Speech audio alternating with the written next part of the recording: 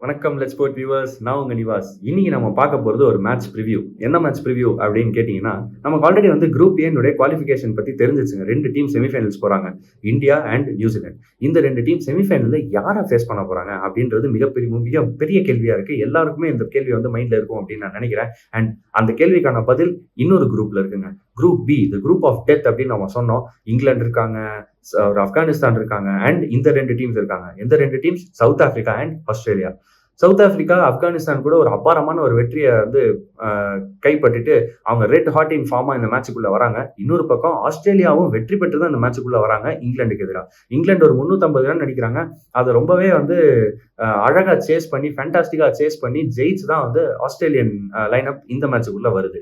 இந்த மேட்ச் பார்க்கும்போது ரொம்ப இன்ட்ரெஸ்டிங்கா இருக்கிற ஒரு விஷயம் என்ன அப்படின்னா, ஆஸ்திரேலியா ஒரு பேட்டிங் பவரை காமிச்சிருக்காங்க. ஆனா சவுத் ஆப்பிரிக்கா ஒரு ஆல்ரவுண்ட் யூனிட்டா அவங்களோட பவரை வந்து காமிச்சிருக்காங்க. ஆப்கானிஸ்தானுக்கு எதிராக சவுத் ஆப்பிரிக்காவோட பேட்டிங் அவ்வளோ அழகா பெர்ஃபார்ம் பண்ணாங்க. ஒரு ரயன் ரிக்கல்டன் செஞ்சுரி பார்த்தோம் ஒரு யங்ஸ்டர் கிட்ட இருந்து. அதே மாதிரி கேப்டன் டெம்பா பவுமா ஒரு 50 அடிச்சாரு. எய்டன் மார்க்ரம் ஒரு சூப்பரான 50 அடிச்சாரு. அண்ட் ரசி வேண்டர்டூசனும் ஒரு 50 அடிச்சிருந்தாரு. 11 மேட்சுக்கு அப்புறம் ரசி வேண்டர்டூசன் கிட்ட இருந்து ஒரு ஹாஃப் செஞ்சுரி வருது. ஸோ அவரும் வந்து ரொம்பவே சந்தோஷமா இருப்பாரு மறுபடியும் ஃபார்முக்குள்ள வந்ததுக்கு. சவுத் ஆப்பிரிக்கா ஒரு அழகான பேட்டிங் பெர்ஃபார்மன்ஸ் கொடுத்திருந்தாலும் அதோட அவங்க நிறுத்தல. செகண்ட் இன்னிங்ஸ்ல ஆப்கானிஸ்தானை கம்ப்ளீட்டா கேம் அவுட்டே தூக்கிட்டாங்க அவங்களோட பவுலிங் மூலியமா. ஃபாஸ்ட் பவுலிங் அப்படின்னு எடுத்துக்கிட்டீங்கன்னா ஒரு மார்க்கோ யான்சன், ஒரு ககிசோ ரபாடா, ஏன் ஈவன் லுங்கி இங்கிடி அவங்களோட தேர்ட் பேசர் கூட அவ்வளோ அழகா பவுலிங் போட்டிருந்தாங்க. அண்ட் ஸ்பின்னர்ஸ் அப்படின்னு வந்துட்டா கேஷவ் மகாராஜ் ஒண்டர்ஃபுல்லான ஒரு மிடில் ஓவர் பவுலிங் சூப்பரா இருந்துச்சு. ஈவன் ஆப்கானிஸ்தான்ல ஜென்ரலா வந்து ஆப்கானிஸ்தான் பேட்ஸ்மேன் நல்ல பிளேயர்ஸ் ஆஃப் ஸ்பின் நம்ம சொல்லுவோம். ஈவன் ஆப்கானிஸ்தான் பேட்ஸ்மேனாலேயே வந்து கேஷவ் மகாராஜ் அவ்வளோ ஈஸியா ஆட முடியல. இந்த மாதிரியான ஒரு பவுலிங் பெர்ஃபார்மன்ஸையும் கொடுத்துட்டு சவுத் ஆப்பிரிக்கா இந்த மேட்சுக்குள்ள வராங்க. ஆனா on the other hand Australia England கூட ஆடுறாங்க. இங்கிலாந்து வந்து 350 ரன்ஸ் அடிக்கிறாங்க. அது ஒரு என்னதான் ஒரு பிளாட் பிச்சு, ஒரு பேட்டிங் பிச்சு, பாட்டா விக்கெட் அப்படின்னா கூட அந்த மேட்ச்ல வந்து ஆஸ்திரேலியன் பவுலர்ஸோட இன்எக்ஸ்பீரியன்ஸ் ரொம்பவே தெரிஞ்சுச்சுங்க. ஒரு பென் டுவார்ஷியஸ் விக்கெட் எடுத்தாரு, ஆனா ரொம்ப எக்ஸ்பென்சிவா இருந்தாரு. அதே மாதிரி தான் மற்ற பவுலர்ஸும். மேபி ஒரு நேத்தன் எல்லிஸ் அவர்கிட்ட பெருசா பேஸும் கிடையாது, ஹைட்டும் கிடையாது. ஆனா அவர் தான் வந்து அந்த ஒரு அக்யூரசியின் காரணமாக, அவரோட இந்த ஸ்லோவர் பால்ஸ் வேரியேஷன் காரணமாக கொஞ்சம் வந்து எக்கனாமிக்கலா போட்டிருந்தாரு அப்படின்னே சொல்லணும். அண்ட் அவங்க கிட்ட இருக்கிறது ஒரே ஒரு வேர்ல்டு கிளாஸ் ஸ்பின்னர், அது ஆடம் ஜாம்பா ஒரு ஒண்டர்ஃபுல் ஸ்பின்னர் தான். அதுல எந்த டவுட்டுமே இல்லை. அவர் சூப்பரா இன்னைக்கு பவுலிங்கும் போட்டாரு, அதெல்லாம் ப்ராப்ளம் இல்லை. ஆனா அவங்க கிட்ட இருக்கிற overall bowling lineup or bowling attack அப்படின்னு பார்த்தாலே ஒரு மார்னஸ் லபுஷேன் வந்து ஓவர் போட்டு அந்த மாதிரியான அட்ஜஸ்ட்மெண்ட்லாம் அவங்க செஞ்சு மேபி ஈவன் டிராவிஸ் ஹெட்டோ 2 ஓவர் போடுற மாதிரி இந்த மாதிரி நிறைய விஷயங்கள் தான் செஞ்சுதான் வந்து அவங்களோட அந்த 50 ஓவர் கோட்டை அவங்க கம்ப்ளீட்டே பண்றாங்க. அந்த மாதிரியான ஒரு நிலைமையில தான் அவங்க இருக்காங்க. அவங்களுடைய மெயின் பவுலர்ஸ், ஸ்ட்ரைக் பவுலர்ஸ், முக்கியமா அவங்களுடைய பேசர்ஸ் வந்து ரொம்பவே இன்எக்ஸ்பீரியன்ஸ்டா இருக்கிறது அவங்களுக்கு ஒரு மிகப்பெரிய பிரச்சனையா இருக்கும் சவுத் ஆப்பிரிக்காவுடைய பேட்டிங்க்கு எதிராக. ஆனா ஆஸ்திரேலியாவோட பேட்டிங் என்னதான் நம்ம பவுலர்ஸ் இன்எக்ஸ்பீரியன்ஸ்டா இருந்து எவ்வளவு ரன்ஸ் கொடுத்தாலும் அதை நம்மளால கண்டிப்பா சேஸ் பண்ண முடியும்டா அப்படின்ற மாதிரி ஒரு ஆட்டிடியூடோட ஆடுறாங்க. அந்த பேட்டிங்கை பார்த்தாலே நமக்கு லைட்டா வயிறு கலக்குதுங்க.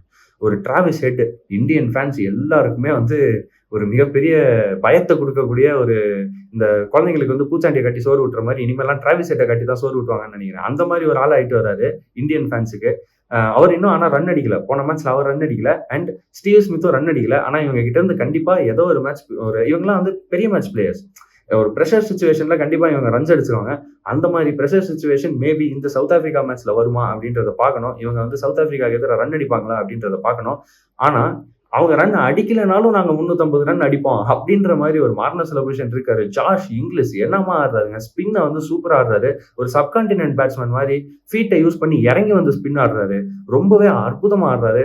பேக் ஃபுட்ல கட்ஸ் எல்லா ஷாட்டும் வச்சிருக்காரு. அண்ட் ஸ்பின்னர்ஸுக்கு எதிராக அந்த மிடில் ஓவர்ஸ்ல ரன் ஸ்கோர் பண்றது எவ்வளவு முக்கியம் அப்படின்றத வந்து அந்த சிக்னிஃபிகன்ஸையும் தெரிஞ்சு வச்சிருக்காரு. அவர் வந்து சவுத் ஆப்பிரிக்கன் ஸ்பின்னர்ஸுக்கு அகேன்ஸ்டா மிக முக்கியமா கேஷவ் மகாராஜுக்கு அகேன்ஸ்டா எப்படி ஆடுவாரு அப்படின்றத பாக்குறதுக்கு ரொம்ப எக்ஸைட்டிங்கா வந்து நான் வெயிட் பண்ணிட்டு இருக்கேன் அப்படின்னே சொல்லணும். 2 ஜாம்பவான் டீம்ஸ், 2 டீம்ஸும் கொஞ்சம் ஃபார்ம்ல இருந்தா உள்ள வராங்க. ஒரு மேட்ச் ஜெயிச்சுட்டு உள்ள வராங்க. ஆனா அதுல ஒரு டீம் அன்டவுட்டட்லி பார்க்கவே ரொம்ப ஸ்ட்ராங்கா இருக்காங்க. அவங்க தான் சவுத் ஆப்பிரிக்கா. என்னுடைய ப்ரெடிக்ஷன் இந்த மேட்ச் ஒரு 60% சவுத் ஆப்பிரிக்கா, 40% ஆஸ்திரேலியா அப்படின்னு நான் சொல்லுவேன். ஒரு குயிக்கா ஒரு பிளேயிங் 11 பார்த்துடலாம். சவுத் ஆப்பிரிக்காவை பொறுத்த வரைக்கும் போன மேட்ச் ஒரு இன்ஜுரி காரணமா ஹென்ரி கிளாசன் வெளியே உட்கார வச்சிருந்தாங்க. அவருக்கு பதிலாக தான் ரயன் ரிக்கல்டன் ஆடினாங்க.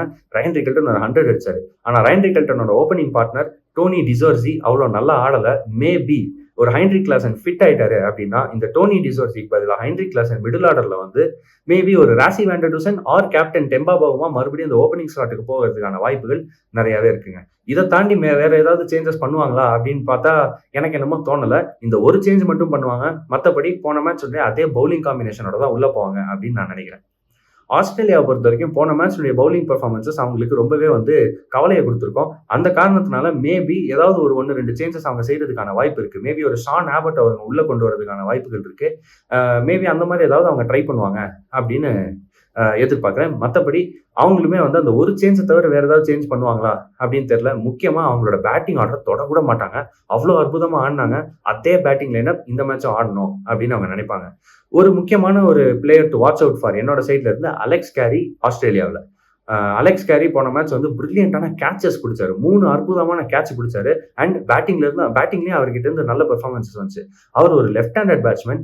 மிடில் ஓவர்ஸ்ல கேஷவ் மகாராஜுக்கு அகேன்ஸ்டா அவரை வந்து எப்படி ஆட வைக்க போறாங்க அப்படின்னு பார்க்கணும். அதே மாதிரி மார்க்கோ யான்சனுக்கு அகேன்ஸ்டாவும் அவர் எப்படி ஆடுறாரு அப்படின்றதையும் வந்து பார்க்கறதுக்கு ரொம்ப ஆவலா இருக்கு அந்த டெத் ஓவர்ஸ்ல. அலெக்ஸ் கேரி எப்படி ஆட போறாரு. அதே மாதிரி இந்த பக்கம் சவுத் ஆப்பிரிக்காவில் என்னுடைய ஒரு பிக் எய்டன் மார்க்ரம் போன மேட்ச் ஒரு 50 அடிச்சாரு. இந்த மேட்ச் அவர் கன்சிஸ்டன்சி காட்டுறாரா இல்லையா அப்படின்றத பாக்குறதுக்கு நான் ரொம்ப ஆவலா இருக்கேன். அண்ட் இன்கேஸ் இன்ஜுரியில இருந்து திரும்ப வந்தா ஹைன்ரிக் கிளாசன் அவர் எப்படி ஆடுறாரு அப்படின்றது ரொம்ப முக்கியமான ஒரு விஷயமா இருக்கும். மிக முக்கியமாக ஆடம் ஜாம்பாக்கு எதிராக. So Adam Zampa versus Heinrich Klaasen and இந்த பக்கம் அலெக்ஸ் கேரி வர்சஸ் ஒரு கேஷவ் மகாராஜ். இதெல்லாம் தாங்க பேட்டில்ஸ் டு வாட்ச் அவுட் ஃபாரா இருக்கும். Players to watch out for இவங்க இந்த பிளேயர்ஸ் எல்லாம் தாண்டி இந்த 4 பேரை தாண்டி மேபி எக்ஸ்ட்ராவா ஒரு எய்டன் மார்க்ரம் இவங்கெல்லாம் தான் பெர்ஃபார்ம் பண்ணுவாங்கன்னு நான் நினைக்கிறேன். என்னை பொறுத்த வரைக்கும் அகைன் 60% சவுத் ஆப்பிரிக்கா சான்ஸ் இருக்கு ஜெயிக்கிறதுக்கு, 40% ஆஸ்திரேலியா சான்ஸ் இருக்கு ஜெயிக்கிறதுக்கு. ஆனா என்னதான் 40% சொன்னாலும் அது ஆஸ்திரேலியா ஜெயிக்காம விட்டுருவாங்களா? இந்த மேட்சை யாரு ஜெயிப்பாங்க? அண்ட் இந்தியா இந்த 2 பேர்ல இல்ல இந்த குரூப்ல இருக்கிற மீதி 2 பேர்ல யாரை வந்து செமிஃபைனல்ல சந்திக்க போறாங்க அப்படின்றத கமெண்ட்ல சொல்லுங்க. அண்ட் அடுத்த வீடியோல சந்திப்போம். Until then please like, share and subscribe. Thank you.